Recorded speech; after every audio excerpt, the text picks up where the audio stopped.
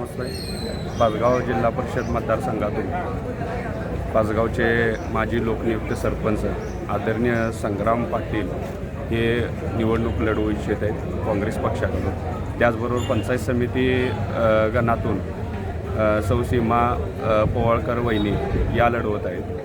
तर का लढवली पाहिजे इलेक्शन संग्राम पाटलांनी हे मी थोडक्यात सांगू इच्छितो. की मला एक तुम्हाला किस्सा सांगायचा आहे की तो पण माझ्या मित्रांनी, मी अजून प्रत्यक्षात आत्ता अनुभव घेतला संग्राम पाटलांना, पण त्यावेळी त्यांनी सांगितलेलं होतं की एक फाईल एक मंजूर करून आणायची होती. तर त्यावेळेस संग्राम पाटील स्वतः ऑफिसमध्ये जाऊन फाईल मंजूर करून खालच्या ऑफिसमध्ये द्यायची होती. त्यावेळी शिपाई हजर नव्हता.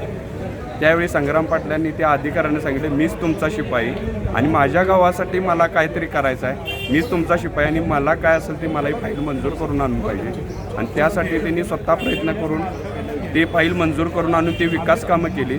यासाठी संग्राम पाटील या गावची गरज आहे की त्यांनी जिल्हा परिषदेमध्ये निवडून जावं.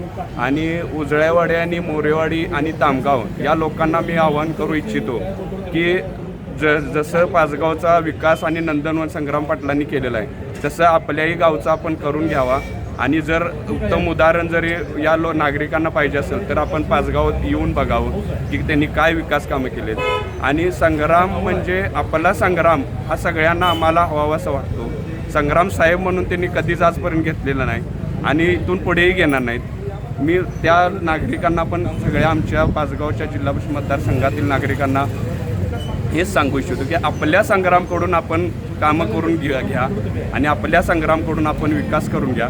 तसेच संग्राम पोवाळकर साहेब हे ग्रामपंचायत सदस्य गेली 15 ते 20 वर्षे ते ग्रामपंचायत सदस्य आहेत. त्यांना भागातील पाचगाव मतदारसंघातील पूर्ण माहिती आहे. त्यांनी देखील त्यांच्या वार्डात इतकी भरघोस विकास निधी आणि विकास कामं केलेली आहेत.